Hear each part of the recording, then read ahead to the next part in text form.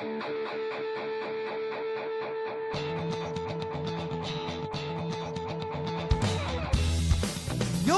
listening to the Let's Go Buffalo podcast, your new favorite podcast for everything Bills and Sabres.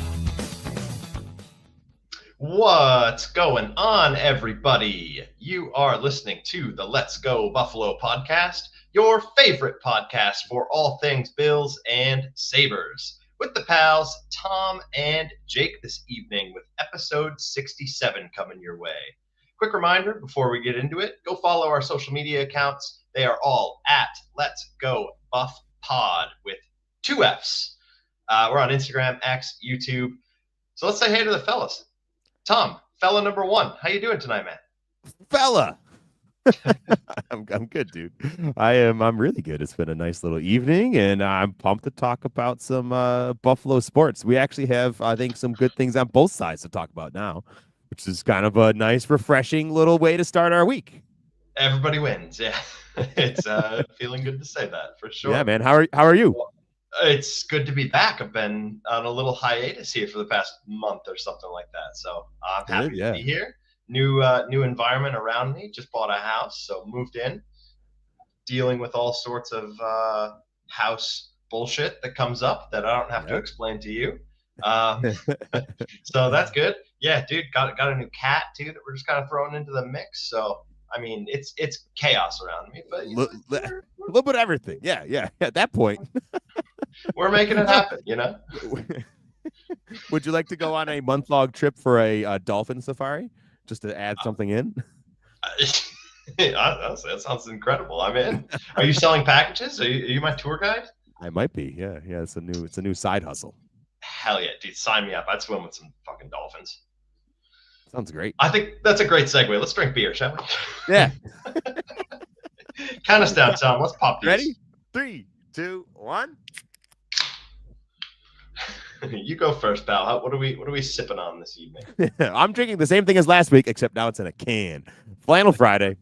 I went looking for other things. I honestly did, folks. I really tried to find a different beer, but this 12-pack of cans jumped out of me from the refrigerator and just hopped into my hand, and there's nothing I could do about it. So, sorry. Tom, the 12-pack of beer hopped out of you?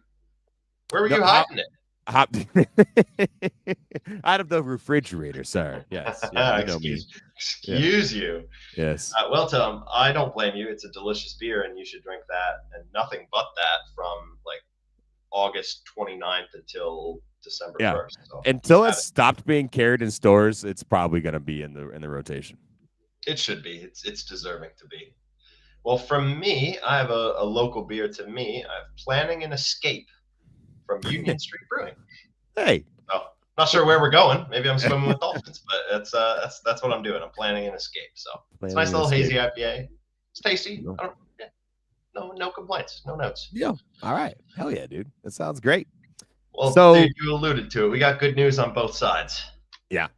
So let's jump into the Sabres. Yeah. So you guys recorded last week, and since then there have been 4 games. So we got a lot to pick apart with some good, some bad, and some ugly in there. Well, at least the roller coaster is going a different direction than what it's been. You know, like it's an actual roller coaster as opposed to just a plummet. Exactly, yeah. Which is good. I mean, there hasn't really been a whole lot of plummets yet so far this year, so I'm hoping that continues. But since last week, faced off against division rival Ottawa, beat them handily, 5-1. Stormed into New York, played the Rangers at MSG, won 6-1, and more on that game in a minute. And then Saturday, hung on against Calgary, went up 2 goals. Calgary stormed back in the third. Buffalo was on their heels, but they ended up hanging on for a shootout win.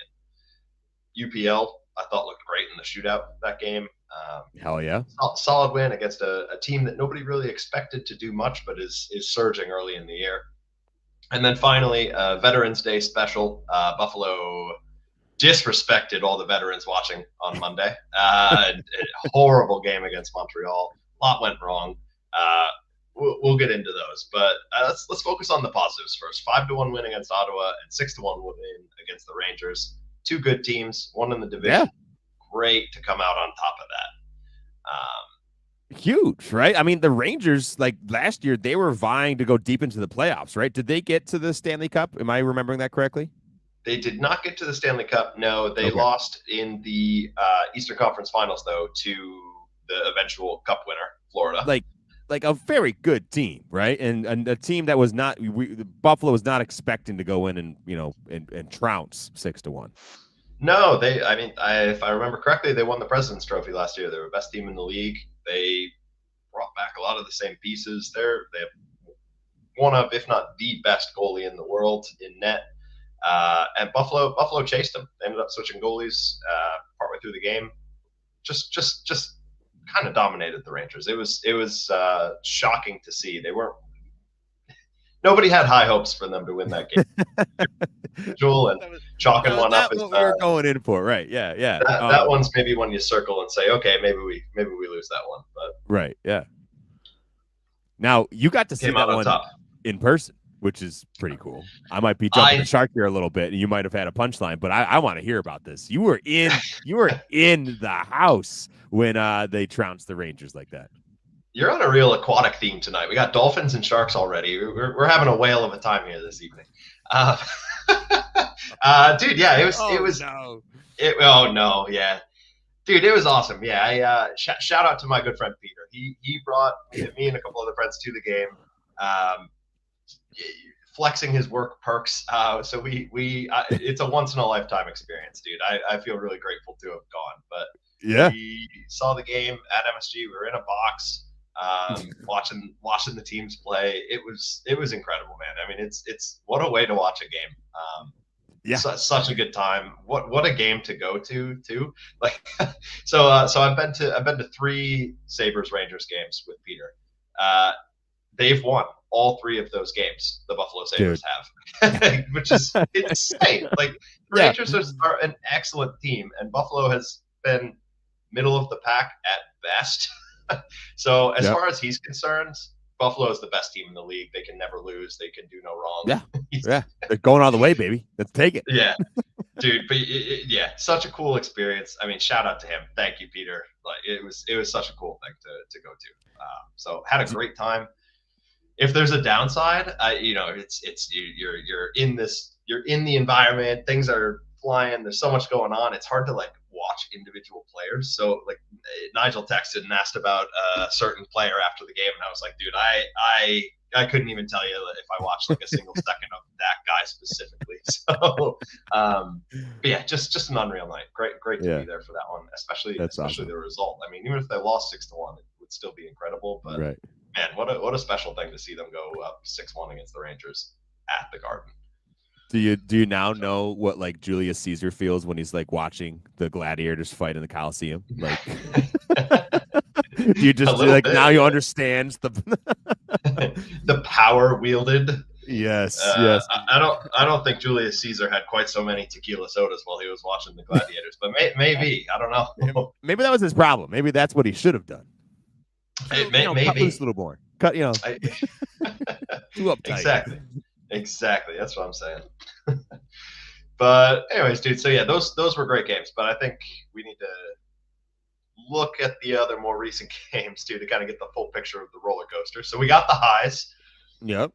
We had the peak against the Rangers, and then I'm not going to call it a decline against Calgary because they came out with 2 points, and that's all you can really ask for. Calgary's a good team so far this year. 2 good goalies that have been playing well for them. And I think I'm going to divert where I'm going a little bit, but the early leads and early scoring off in the beginning of the game, at the beginning of periods, right after the other team scores, that's a trend that's been established here for the last couple of games that is really, really encouraging. I think Zach Benson scored a minute and 20 seconds into that game, and that set them up for success. You're forcing Calgary to play from behind, and boy, did they! In the third period, they were buffeting the Sabres with shots, and they stormed back. I mean, they deserved to storm back, honestly, and get the point to go to overtime. But they held on, won in the shootout, so 2 points there. Hell yeah, good to win those games. And then let's talk about the Montreal game on Monday. It was a matinee game in Buffalo. Montreal came into that game on a 5 or 6 game skid. Montreal has been hemorrhaging goals. They're one of the most scored on teams in the league, and they haven't particularly been able to score well themselves. And they hung 7 goals on Buffalo in that afternoon game.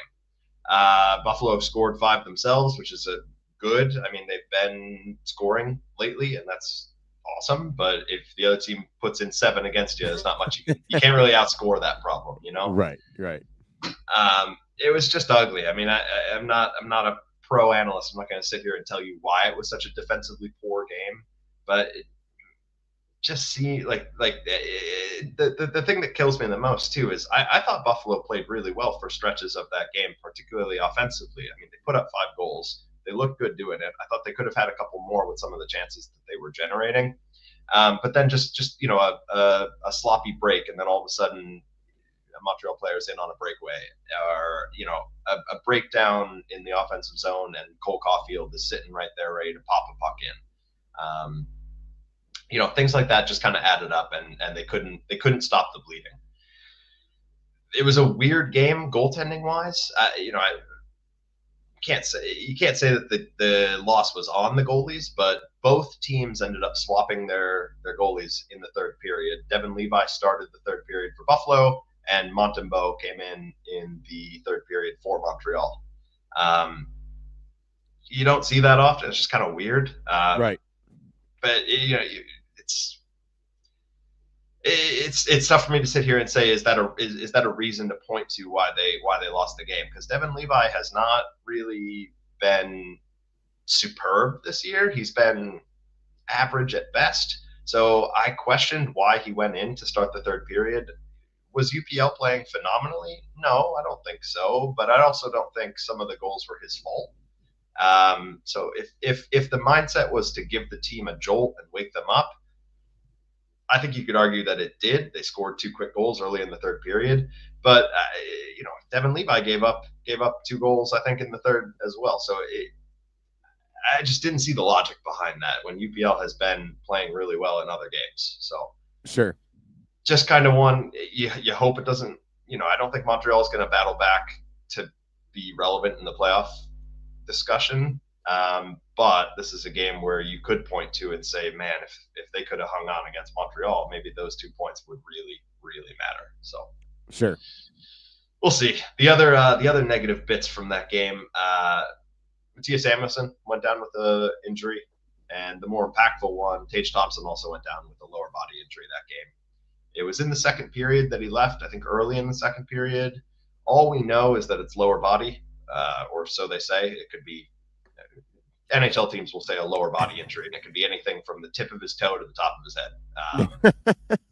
So it was weird. It wasn't like a play where you saw something happen and you can say, oh yeah, that he's hurt. Right. It's just all of a sudden he kind of wasn't on the ice, and I've seen people looking for the play and not really been able to find it. We're not really sure what happened. Those are sometimes a little more concerning, because if you see it, you're like, okay, yep, we know what happened. We don't really know what happened. I mean, it could have been anything. So we hope it's not long term. Sure. He's been a beacon of offensive prowess for this team so far. So hopefully he's back this week sometime, but we'll see. Yeah, hope he's healthy and he can come back, or at least you have a more explanation here, right? We should at some point get some kind of explanation. Ideally, yeah. Injuries suck, dude. They're no fun. It's the worst part of watching sports. They're the worst. Yeah. So yeah, those are the things. But before I talk about the road ahead, I just wanted to real quick hit on some early season trends that I've noticed. Easily the first one, they're scoring. Yes, they're 9th in the league in goals for right now in all situations. Hey, but they are not bad. But they're also hemorrhaging goals against. They're 6th worst in the league for letting pucks in the net. You can have success that way. They did 2 years ago when they were, I think, top 3 in the league for scoring, but let in a ton of goals. So one of those needs to either really, really come up, or they could be a little sunk. We'll see. And on the scoring note, yes, they're 9th in the league for goals for. there's some shooting percent benders that some players are on that I'm not trying to say that they're untalented or lucky, because that's not true. But with any statistic, things are going to regress to the mean at some point. So there are a handful of players that are putting in a lot of pucks for Buffalo that are shooting above a 20% clip. And Tom, for reference, the average kind of reference point is usually a good NHL player will shoot around 10 to 12%, somewhere in that range. Really good players can sustain 15, 16% shooting if their shot is that good. Someone like Tage Thompson, I would say, is in that camp. But for the most part, you're not sustaining a 20% shooting stat. You're flirting with the universe here a little bit. Statistics don't lie. They are unflinchingly accurate. I've never lost. Undefeated. Undefeated. So, Peterka, Thompson, and McLeod have put in a good number of pucks for Buffalo. They're all shooting above 20%. McLeod's at 30% shooting clip. Holy shit. He does things to put himself in a good position to score, which I think is why his shooting percent is so high right now. But it's not going to continue. Yeah. And then Krebs and Byram, neither has put in a lot of goals, like 2 or 3 each, but still, they're capitalizing on the opportunities that they have. But you're not going to rely on them to be 20 goal scorers, I don't think, this year. We'll see. And then goaltending, I kind of mentioned it. It's been average-ish. Devin Levi has not looked phenomenal. He's also not played a lot, which is a little concerning. He's somebody I think you want to have a bit more of an even split so that he gets playing time, but he's just really not grabbed the reins and ridden off with it. So we'll see. And I think force the hand. Yeah. Exactly. Yeah. Exactly. Or force the issue. Is a better way to say it. Yeah. Yeah, and UPL kind of has forced the issue. I think maybe they started the year with the hopes that they would split duties a little bit more, but with Levi struggling a touch and UPL kind of finding his groove now, I think it's his job, and it should be. Sure. But you're still concerned that lack of playing time and shakiness from Levi there. So we'll see, man. I mean, hope it continues. They have a bit of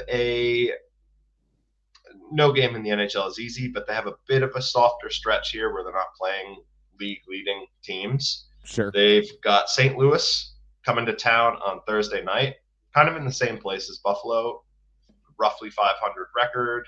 They've beat some good teams. They've lost to some bad teams. It's one you got to put away. I mean, it's home ice. You just had an embarrassing loss to a division rival. You got to put that one away. Mm-hmm. Following that up, they go out to Philadelphia on Saturday. Another team that you should beat. They're beneath you in the standings. They're beneath you in the talent perspective, in my opinion. And then from there, next week, long in the future, they have a bit of a West Coast swing. So they're playing all 3 California teams. 2 of those teams are teams that you should just beat the wheels off. Anaheim and San Jose. All right. Okay.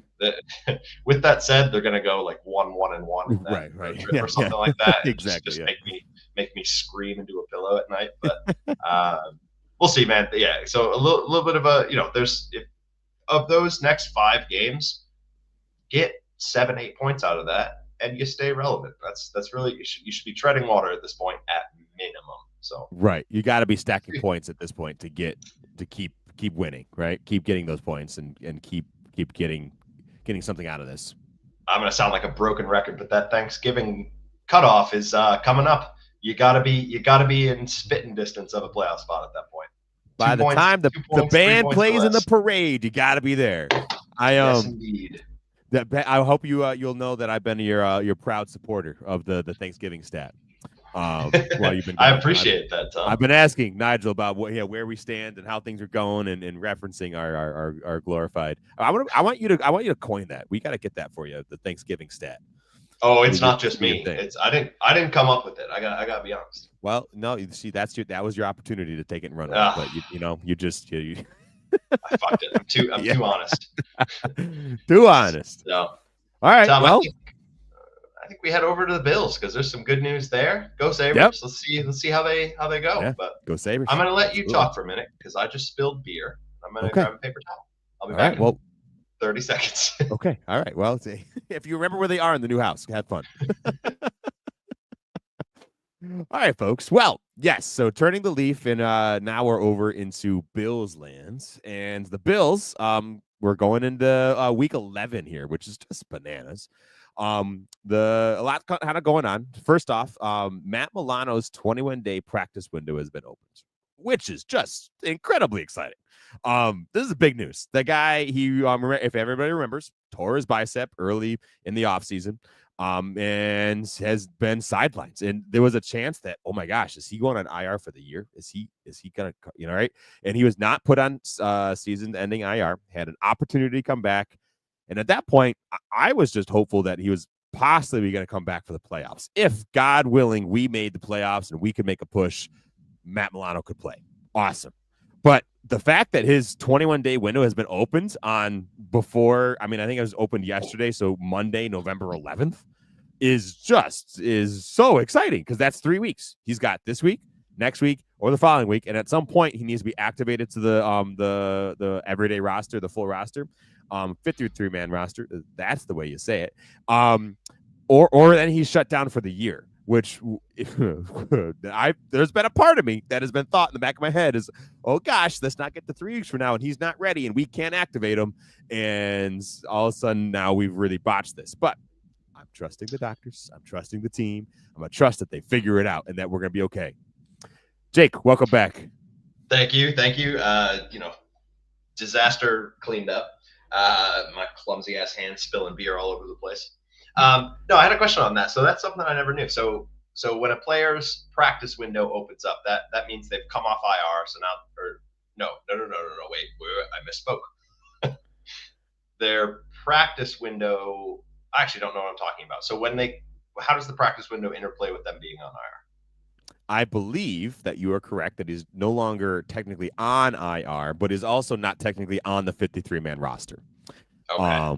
He can go back on to injured reserve if they do not activate him after his 21-day window.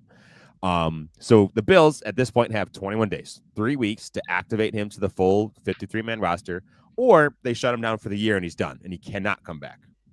That's the nuance I didn't know about. That I assume it's rare, like when a player's practice window ends, that they're shut down for the year. I didn't know that that's how it works. So.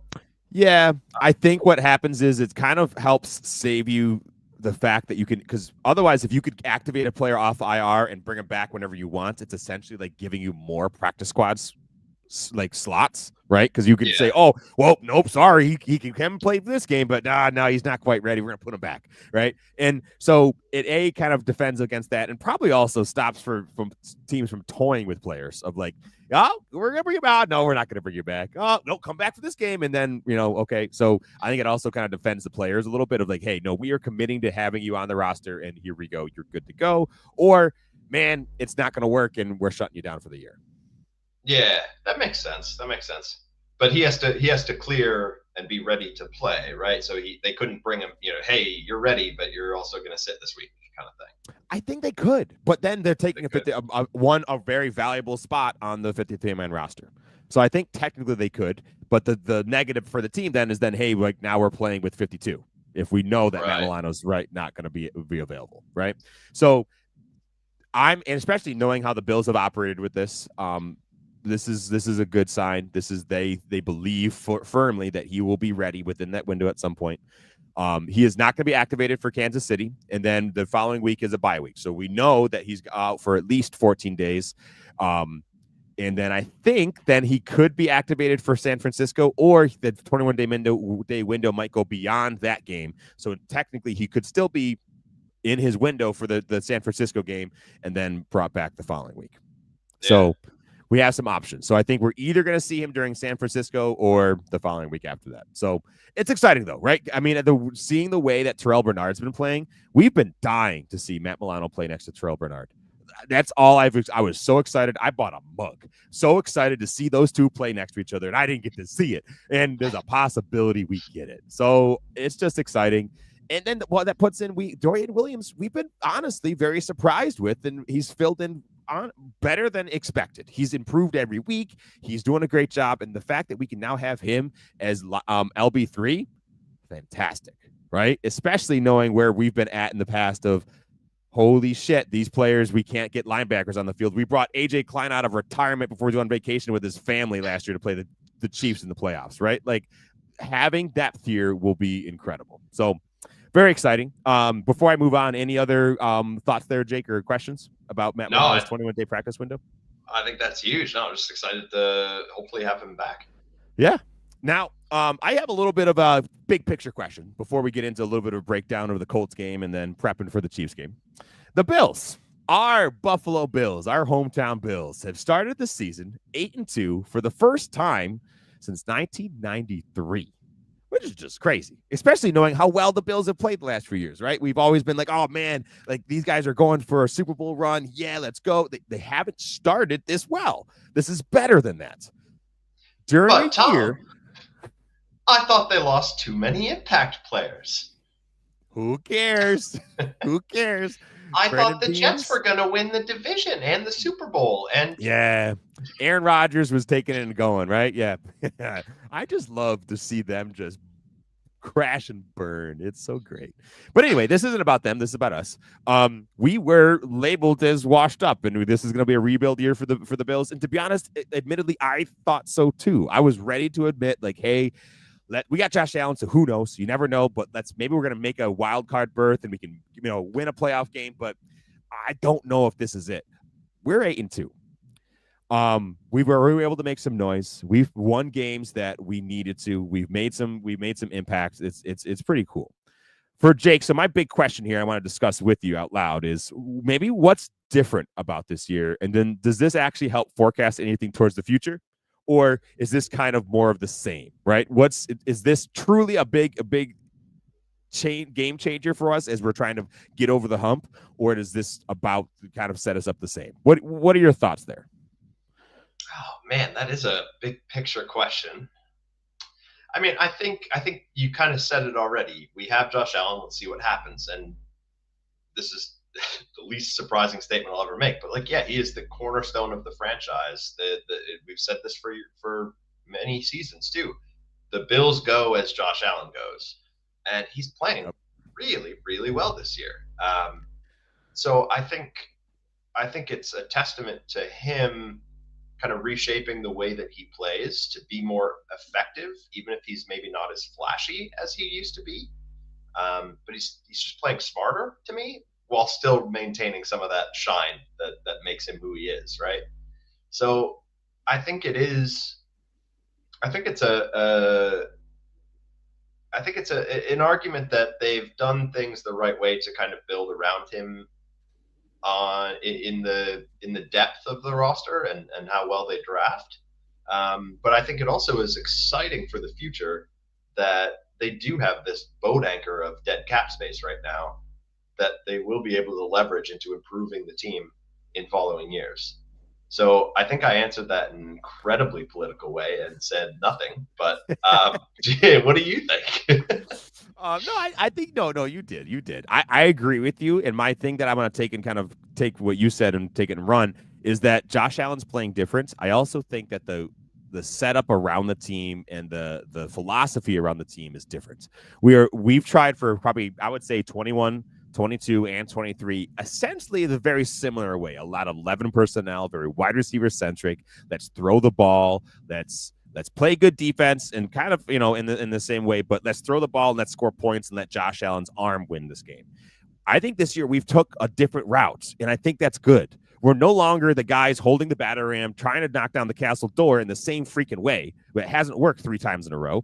Let's try something different, and it's still being successful. So I'm excited that Josh Allen isn't asked to always be the guy and the superhero, even though he still's got that S underneath that suit he's wearing on, right? Like it's still there. It's still gonna come out, and he's still got better ball to play. This whole team still has better ball to play, and we're 8-2.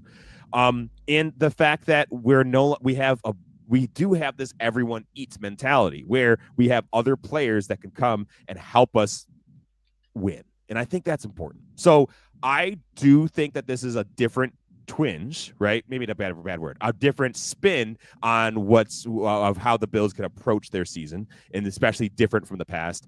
And I'm not sure if it's going to forecast anything different towards the future, because we still just got to get over the hump. But I'm excited the fact that it's a different approach. So that's what I'm excited about for this year, and clearly it's working so far. Yeah, well said. I think you make great points. It is about getting over the hump. You can make the playoffs, win the division as many times as you want, but it's doesn't mean a whole lot until you get to the dance and take it home. So exactly, and that's gonna be, we're gonna come back to that theme in about the 7 minutes once we get to the Bills Chiefs. Yeah, so wait, I had a question. So on that theme, as far as them, losing a lot of impact players, people writing them off a bit. I want to talk about the game. One of the games that they lost was to the Ravens. Yep. A lot of people are saying the Ravens are steamrolling people, and they are. They're playing incredible, I think. Yeah. No, so good. Lamar is playing out of his mind. So pulling the picture back further, looking not just at the Bills, how do they, with the roster that they have and the way that they've been playing, how do they stack up against the top teams in the division? And maybe this is a good segue into talking about Kansas City. But so everybody's got a chance. I think the Bills absolutely, if you go play that Ravens game 10 times, I bet the Bills win 5 out of those, right? Yes, the Ravens are so good right now. They're playing lights out. Lamar is set up to be perfect.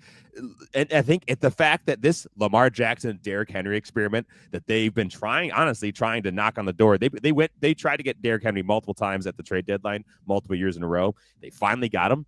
It's clearly working, right? Teams, you're making teams have to pick their poison, and that poison is deadly upon any times it touch your lips, right? So Lamar and Derrick Henry is working. If the Bills can get a different game script, and all credit goes to the Ravens. They played so good. They punched the Bills in the mouth with that Derrick Henry run right off in the very second play, maybe first play. I can't remember what it was. I kind of blocked it out at this point, right? So early, and boom, the Bills are playing from behind. That's not where the Bills like to play, offense or defense. The defense is set up to do really well when the offense puts up points. And when you only put up 10 or whatever he did that game, it doesn't set the defense up really well to do what they do best either. And all of a sudden we're playing from behind, and it just got out of hand. So I think if the Bills, however, if we can get teams to play how we want to play, I think we got a good chance any day of the week. If we can get ahead, we can put points on the board and let our defense all of a sudden go in and start wreaking havoc. And the way that they have with this plus 12 league best turnover differential in the league, that's the way that we win games. And it just didn't happen that time. Thankfully, it happened in a regular season game early on where the Bills could turn it around and still be 8-2 10 weeks in. It's not the playoffs where it's one and done and you're going home. I think that's that experience, and that experience of playing and losing in that fashion, I think this coaching staff and these players will take to heart and kind of keep in mind as we go forward, and possible other teams that might play us the same way, or maybe we meet the Ravens in the playoffs. Yeah, I hear you. Great points about how the defense doesn't like to play that way, because we set up a lot of light boxes where we kind of invite the run a little bit, and it burns us. Clearly, it burned us in that game, but then they're able to just kind of lean on the lead that they have and just kind of run the ball down our throats, and that's exactly what happened. So we're set up to really kind of min-max both sides of the ball that will help each other if it goes well, right? Yeah. If it goes well, and it needs to, and it didn't in that game. And I think all the credit goes to the Ravens. They played awesome. They played lights out, and we didn't, and we lost that game. So, but I do think, that I think the Bills could have, a very good fighting chance against the Ravens if we were to play again. Yeah, fair enough. Well, that's great. Let's transition if you're, unless you had anything else to add on that bullet point, because that's a great question. I like pulling the microscope back. Yeah, especially we're halfway through. We're gonna get to a bye week the following week, so we're gonna do a little bit more kind of big picture stuff. But it's just been on my mind of hey, what does this actually mean for us? Is it truly meaningful, or is it cool? It's absolutely cool. Being 8-2 is amazing, especially first time since 1993. Heck yeah, I'll take it every time. If you asked us, when we were doing our schedule predictions back in August, you said we're going to be 8-2, 10 weeks in, all 3 of us would take it and run and be so happy. For sure. Well, and a lot, sorry to drag on this, but like a lot of their wins have been convincing. I'd say maybe 6 of those 8 have been pretty convincing wins. And the 2 losses, we took our lumps against the Ravens. The Texans game was a 3-point game. It was a close game, dude. Mm-hmm. Like they could be 9-1. I don't think anyone would be terribly surprised. Nope. Shouldn't be, Jake. But speaking of convincing wins, I don't know if it was convincing, but it was a good win by the end. It was my failed attempt at a segue. That was good. Yeah. That was a seg. So tell me about it. What made it not so convincing in your mind? So the Bills beat the Colts 30-20, right? Came out on top, won by 10 points. I absolutely think that could have been a three score win because the Colts scored a garbage time goal at the end, going up from 13 to 20 points right at the very end of the fourth quarter. So it should have been a 3-score win. I just think that it was a little herky-jerky, right? I think it relied on the Bills' defense playing lights out. They played out of their minds. It was so good. And I like to go back and highlight the stat I just referenced a second ago, but the Bills now hold the best turnover differential in the entire league at +12, meaning they take away the ball more than they give away the ball better than anybody in the league. And that's the way you want to play this game. You want to take the ball away and not give it up. Go score points. Go capitalize on those turnovers. Taron Johnson leading the way. First throw of the game from Joe Flacco, taking it home, pick 6. You gotta love it. You gotta love. I feel for Joe Flacco though, dude. Hearing the rains of booze coming down on him as he left the field a couple times. Good. No, it felt good hearing it from a Bills perspective, but you're not a Joe Flacco fan, huh? Well, no, I mean, hey, you know what? The Bills travel, man. That Bills Mafia travels, and it was a talking point this week was like, oh, you're coming to Indianapolis, you're coming to the Loud House, right? Yeah, I don't know. Which direction is that noise being directed? Exactly. The Bills over the game forced 3 total interceptions, and a forced fumble. So 4 turnovers is just you go and you win those games. If you can do that, you're setting yourself up for a cakewalk. And thankfully, that's what it ended up being. I've heard our friend Joe Marino say that on the Locked On Buffalo podcast, say that a lot of times. Win the turnover battle, win the game. And yep. Makes sense, right? Yeah. Makes sense. Yeah, absolutely. Put the ball in Josh Allen's hands. Jonathan Taylor had great production. He's an elite running back, a dangerous player. He had great production in the first half, but the Bills bottled him right up in the second half, like very minimally. Part of that was because of the game script, meaning that the Bills were ahead and could play from ahead, and the Colts were not ahead and had to play from behind, right? So that was a great example of the Colts not being able to lean on their strength with Jonathan Taylor, one of the best running backs in the league. Well, the Bills also closed the door on that. That was not an option for them. So I think the defense really kind of took things home and really took this game away. That's really what made it look so good, even if the offense maybe was not firing on all cylinders. Yeah, dude, he's an incredible running back, but just flowers to the defense. They really turned the tide in that game, dude. It was palpable. I thought from my layman's perspective. Yep. Some other kind of shout outs and some of the good. Josh Allen is now tied for second most rushing touchdowns in franchise history at 57 with Mr. O.J. Simpson from the 70s. So that's pretty cool. He's only behind, Jake, do you know who leads? I believe it's Thurman Thomas. Am I correct? Hey, very good. And do you have an idea of the number? Yes. And it's okay if you don't. He's close. He's within spitting distance. You said Josh Allen is at 57, I believe. So I think I'm going to go with, 72. 65. So within spitting distance. That's only 8. Oh, my God. Dude, he could get that this year. He could get that this year. Yeah. Josh Allen. It's not crazy to think that. Does that include playoffs or no? That's a great question. I think so. Yes. I'm assuming yes. So I think it's very easily that Josh Allen could lead the franchise in rushing touchdowns. And he's what, 26, something like that? Yeah, 27, I think 28. Like what are we doing? You know, like this is so cool. We got Josh Allen right now. So I love it. Yeah, you gotta take a step back and like enjoy the fact that he is doing what he's doing on Buffalo, dude. It's enjoyable to watch him play football. Especially you throw red zone on and you see some of the other quarterbacks doing what they do, and it highlights just how dominant he can be and how much he can do passing and rushing, honestly. Yeah, we are so lucky. I can't wait for my daughter to tell me, "Hey, Dad, stop putting on the Josh Allen highlights." So yeah, it's gonna be so good. Or so anyway, the other way around, hey, Macy saying like, "Hey, throw on the Josh Allen highlights." That'll be the way. Playing some ball. Yeah, that'd be awesome. I'd love that.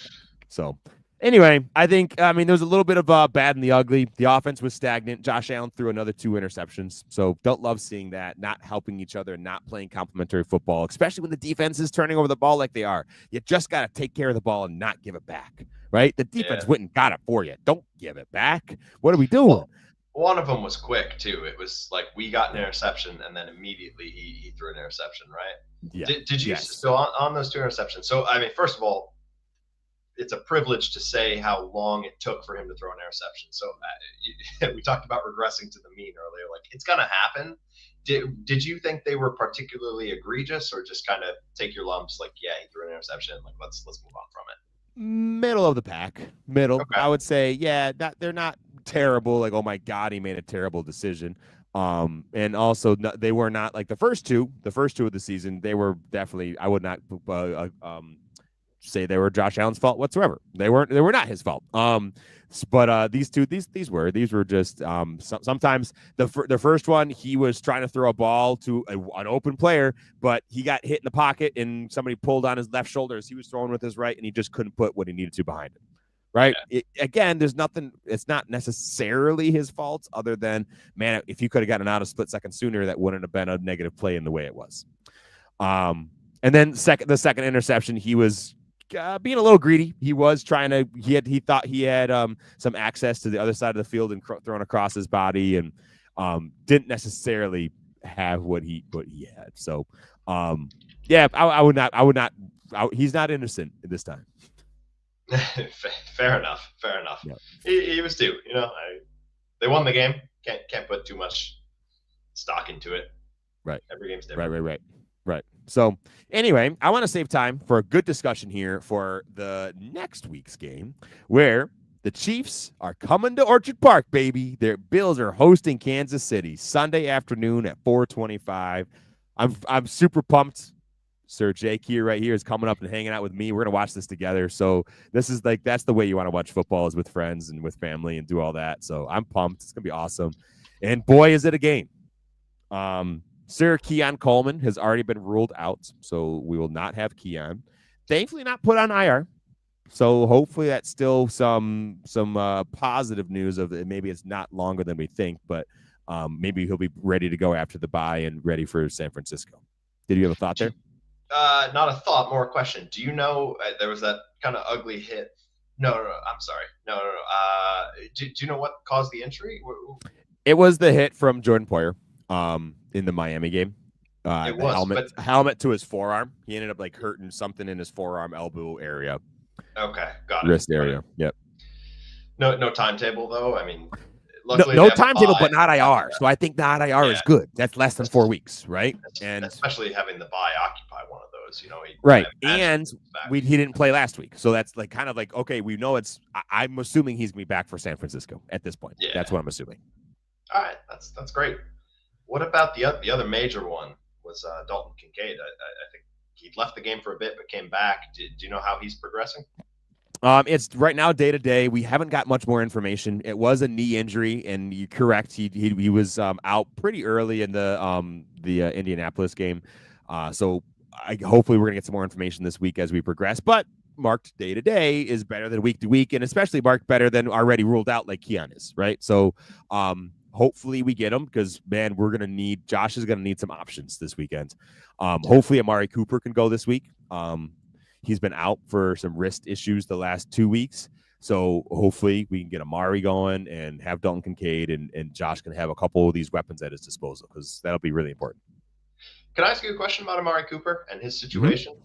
So we traded for him fairly early before the trade deadline, and the rhetoric around that was it's good to trade for these guys early that you can get them integrated with the team and kind of clicking before you get to the tail end of the season. He hasn't really had a huge impact because of being brand new and then being injured. Do you still think like that holds water for you still where he's been with the team and able to kind of learn the processes, the plays, that kind of thing, and just be around the team? Is that's still a big factor for you, or are you a bit worried that he's gotten here and been immediately injured? I mean, I'm definitely worried because you'd rather him not be, right? You'd absolutely rather that he was fresh and good to go and getting all those practices and getting all those practice reps from Amari. From Josh Allen. But no, I think I'm okay with it. This is again, we're looking to push forward, and we need him at the close this season out and push into the playoffs at this point. That's when we need him to really come alive. Honestly, that's when we need all these guys to come alive, right? We need to just get through these next couple of games, push into December, push into January, and get ready for the playoffs where we can play our best ball. So I'm okay, especially meaning that because he's still in the facility. He gets to be in all the meetings. He gets to be in the planning. So he's learning the playbook. He's learning the lingo. He's getting all that. And I'm hoping that he's getting some of the practice reps. That's be some research I should do is if he's really catching balls from Josh Allen right now in practice, or if he's not because of the injury. That would be disappointing, right? You're trying to just get reps. You just got to get, what is this guy doing? Where is Josh going to place the ball? And honestly, Josh is telling him, hey, I need you to do this. This is what I need from you so that I can play my best, because that's really where it's coming from, right? This is the way I see the field. This is where I see these different defensive alignments and defensive formations. This is what I need from you. And so those conversations are the things that we get in practice and in all the different rooms, the position rooms and stuff like that. So it's not great. No, it's not ideal, but I don't think it's game breaking. Yeah, fair enough. No, that's encouraging, and hopefully he can go, dude. If Coleman's out already, if Cooper can't go and Dalton Kincaid, maybe he goes, but maybe he's a little banged up. All of a sudden, you're looking at Shakir, and then options 2 being Curtis Samuel and Matt Collins. That's not the depth we envisioned when we were looking at previewing week 1. No, and especially playing a defense like Kansas City, right? They are a good defense. That's how they're winning this year.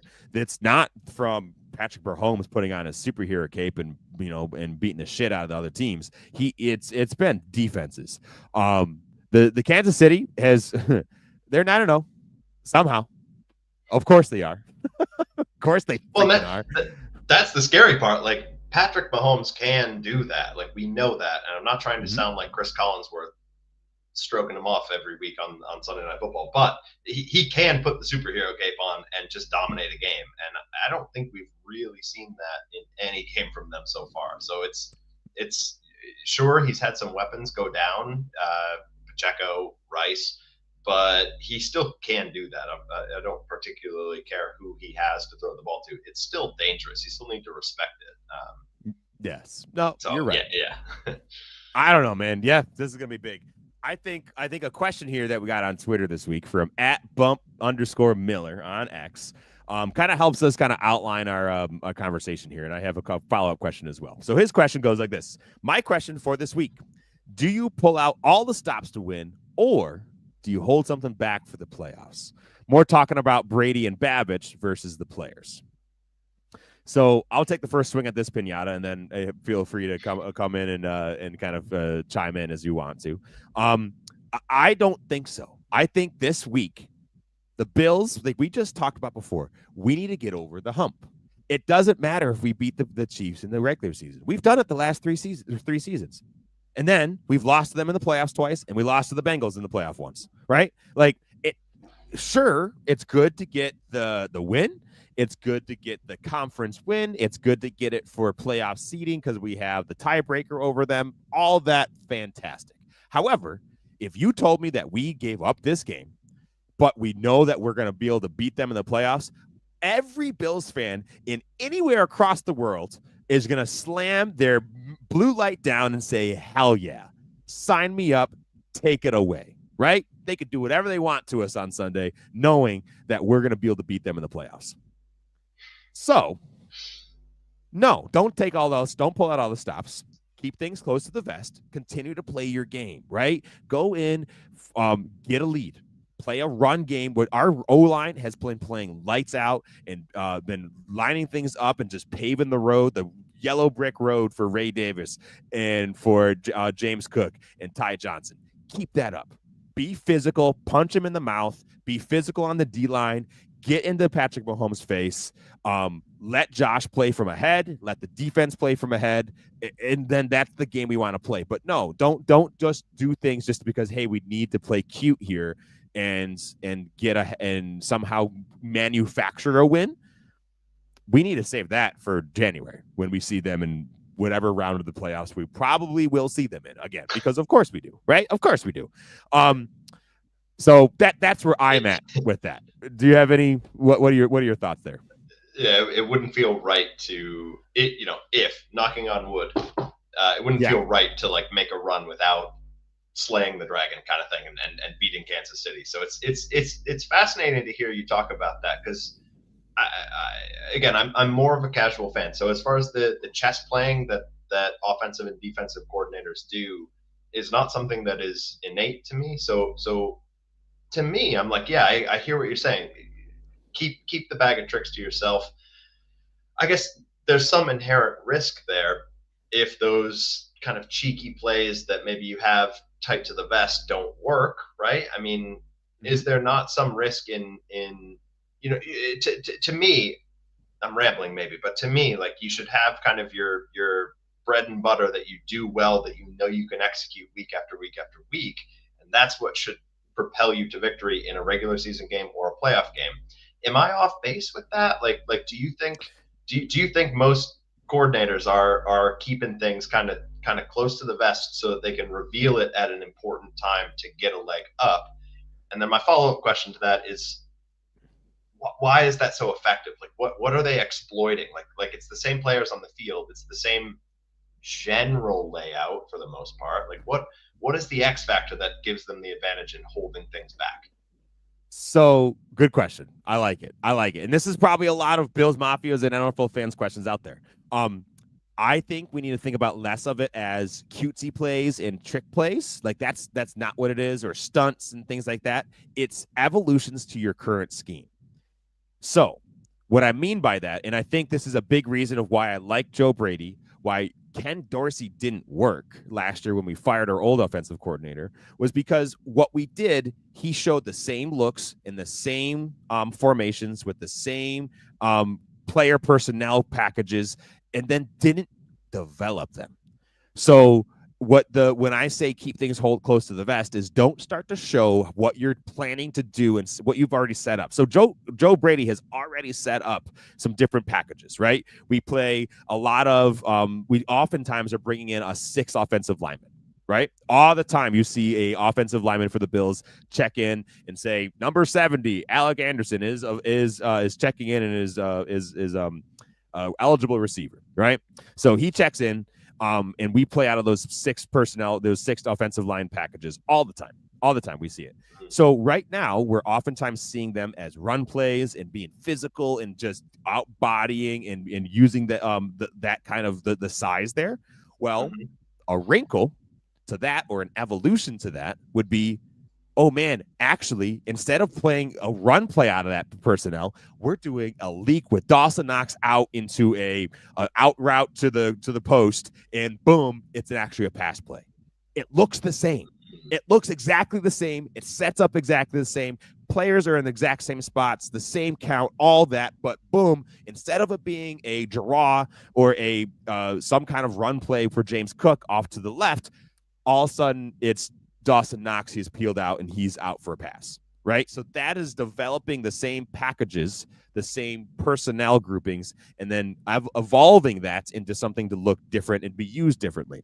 So I don't think it's less of a cutesy or a trick plays, a flea flicker, or a Khalil Shakir throwing a touchdown pass to Josh Allen, like, which would be cool. Like, sign me up. Let's do it. That's awesome. But that's not the sparkle, right? The sparkle is, hey, what are the different evolutions? Or even on defense, if we're showing certain coverage looks, the Bills are notorious for showing and rotating out of defenses, right? Into we have one look, and then after the snap, we rotate into something else. Well, guess what? The evolution for that, or the wrinkle to that, is to rotate into something different that that is not on tape. Or maybe you stay, right? Maybe you stay and you don't rotate, and all of a sudden you're kind of so you're doing something to throw off, and you're taking what you normally do but make it different.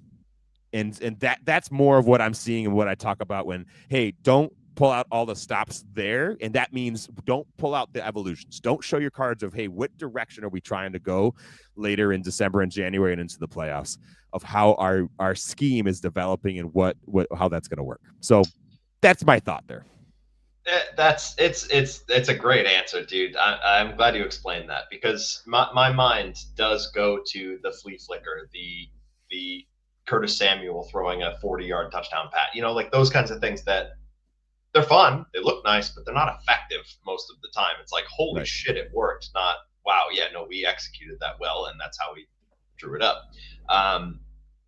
So yeah, I think that is really interesting to hear, and it does give me some more appreciation for the kind of chess aspect of seeing the coordinators kind of move pieces around a little bit. That is so. It's minutia. Like a casual fan would not really notice that. They wouldn't say, "Oh, wow, they're lined up this way and they've been doing that," but then they did something different. Yeah, you know what I mean. Like that evolution that you're talking about is it's a nuance that I think is lost sometimes in just kind of watching casually. So it's hard. That's fascinating. So with that said, sorry, go ahead. Well, before we get on, we kind of move on. Do you want to know who's the best at that, and best in NFL history and best in the world?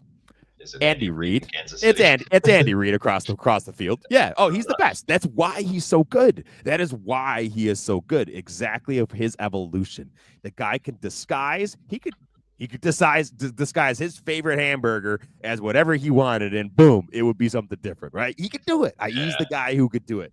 So, but I also imagine he also knows how other coordinators are trying to scheme things too. So, man, to be a fly on the wall and hear them talk about this kind of stuff would be just fascinating. Well, yeah, because that's the wrinkle further, right? So if you have a set pattern that you have, your set plays, that then you're going to wrinkle to be something slightly different. The other team might be thinking, okay, but like, what if they don't wrinkle it and they just do the set play, right? And then you get burned that way. So I see the dynamic of kind of anticipating and guessing what the other team is going to do and how that can really impact the game. And we've talked about it on this podcast before. We don't think Patrick Mahomes is head and shoulders above Josh Allen. Like, a lot of the disappointments to them have maybe been more a outcoached aspect. I think the 13-second game is testament to that. So, not to get too far down the rabbit hole, but yeah, I hear you.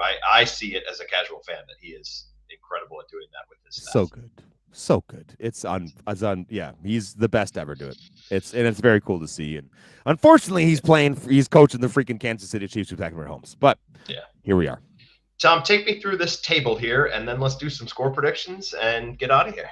All right. So just to kind of run through, because I think it's important to kind of see how teams are progressing throughout the league, and throughout the season, is I have my DVOA. So the variation of how you're approaching every single position, right? Every single possible play that's ever happened in that same exact position.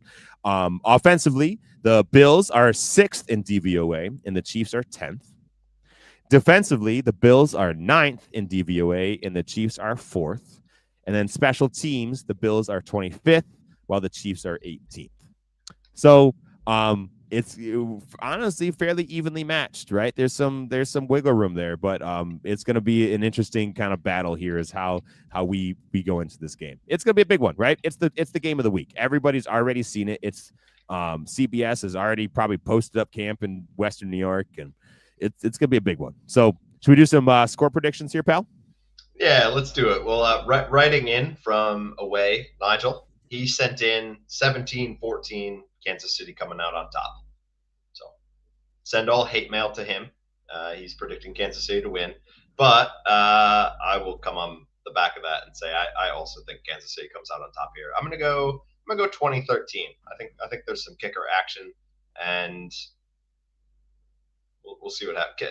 Action or inaction, if you can read between the lines on my 13. Fair enough. What do you got, Tom? How you feeling? Oh man, I'm gonna go against the crowd here. I'm taking the Bills. I'm taking the Bills, baby. And you want to know why? It's because the Bills have really had the Chiefs cards in the regular season, and B, it's because when we do lose in the postseason, it's because of we are just hemorrhaging something at defense or hemorrhaging something at offense. We have just not been healthy. Now, granted, we might not be super healthy going into this game, but I think our defense is. So I'm ready for our defense to come in, and they're gonna do their job. So I'm gonna take Bills win 24-14. No, back that up. Let's do a one-score game. 24-23. It's gonna be a nail biter. We're gonna be just pulling our hair out. We're gonna just absolutely just have a terrible time on Sunday, but we're squeaking one out. Hey, well, I can't wait to watch it with you, dude. Win or lose. Yep. I think it'll be a lot of fun. So good. Well, anyway, dude, so good to see you. So good to hang and kind of talk some Buffalo sports here. Anybody else who's on live with us, thank you so much for hanging out. Please come back next week. We'll be here. Win, lose, or draw, we're here. So anyway, Tom, get us out of here. Thank you all from the bottom of our hearts for spending some time with us. Please give us a like and a follow on Instagram, X, TikTok, and our YouTube channel at Let's Go Buff Pod. These are my pals, Jake and Nigel. My name is Tom, and you're listening to the Let's Go Buffalo podcast. We're sending you love wherever you are. Go Bills, go Sabres, let's go Buffalo.